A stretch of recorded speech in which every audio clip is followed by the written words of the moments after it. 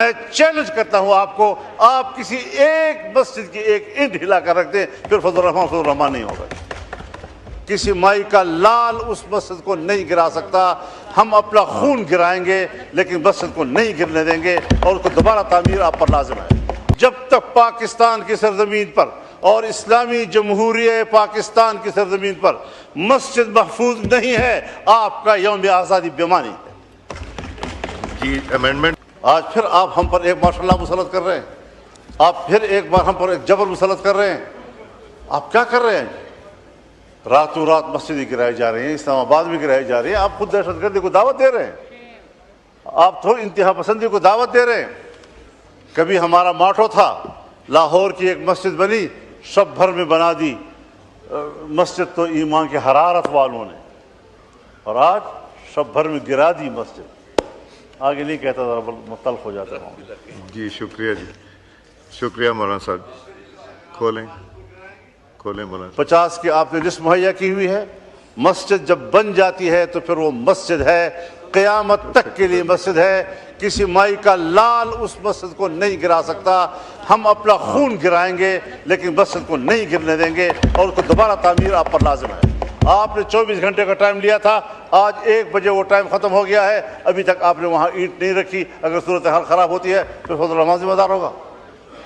میں تو یہاں تھا بھی نہیں، یہ وقوع ہوا، لوگ اشتعال میں آئے، لوگ جمع ہو گئے، وہاں پر پہنچ گئے، نمازیں پڑھائی جا رہی ہے، اور قرآن کریم کو بھی آپ نے باہر نہیں نکالا کہ قرآن کریم کے نسخے باہر رکھ کر آپ مسجد گرائیں۔ آپ کو اتنی جلدی تھی کہ قرآن کریم کو بھی زمین میں دھسا دیا گیا۔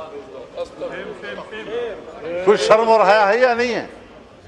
آپ قرآن کریم کو دفنائیں، اور پھر اتنی جلدی میں وہاں پر درخت بھی کھڑے کر دیے۔ راتوں رات درخت بھی تھے، یہاں کوئی مسجد تھی ہی نہیں۔ امینڈمنٹ پہ آ جائیں پلیز۔ حضرت یہ مسجد ہے، یہ مسجد تھی، یہ مسجد رہے گی، اور 50 مساجد کی جو لسٹ آپ نے مہیا کی ہے، میں چیلنج کرتا ہوں آپ کو، آپ کسی ایک مسجد کی ایک اینٹ ہلا کر رکھ دیں، پھر فضل الرحمان نہیں ہوگا۔ مذاق بنا رکھا ہے آپ لوگوں نے۔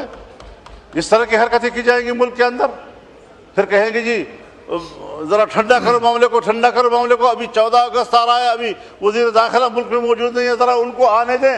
بھئی اتنا وقت آپ کو گرانے میں بھی لگا جتنا آپ 1 گھنٹے رکھنے کے لیے مانگ رہے ہیں۔ 3 گھنٹے میں آپ نے مسجد گرا دی، ہموار کر دی، قرآن مجید دفن کرا دیے، درخت لگوا دیے تاکہ نام و نشان مسجد کا نہ رہے، اور اب وہ ایک اینٹ رکھنے کے لیے آپ کہتے ہیں وزیر داخلہ کو آنے دو، 14 اگست گزرنے دو۔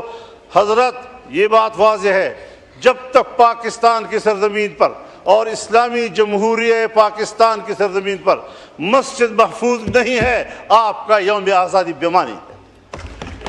جی امینڈمنٹ پہ آ جائیں مولانا صاحب۔ اس مذہب کے لیے، اس دین کے لیے، اسلام کے لیے، لا الہ الا اللہ کے لیے، شاعر دین کے لیے، اس کے تحفظ کے لیے اس ملک کو بنائے ہوئے ہیں، اور اسی کے لیے ہم یوم آزادی مناتے ہیں۔ اگر اسی دن ہمارے شاعر پر حملے کیے جاتے ہیں، ان کو تباہ کیا جاتا ہے، یوم آزادی کس چیز کا؟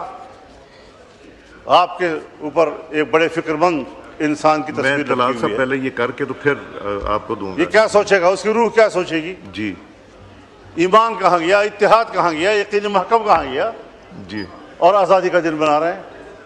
یہ ساری چیزیں ہم تضادات کا شکار ہیں قومی سطح پر، اور ہمیں آج ہی وہاں پر وعدے کے مطابق 48 گھنٹے کے اندر، 48 گھنٹے 1 بجے پورے ہو گئے ہیں، 1 بجے پورے ہو گئے ہیں، اور ابھی تک وہاں پر اینٹ نہیں رکھی گئی۔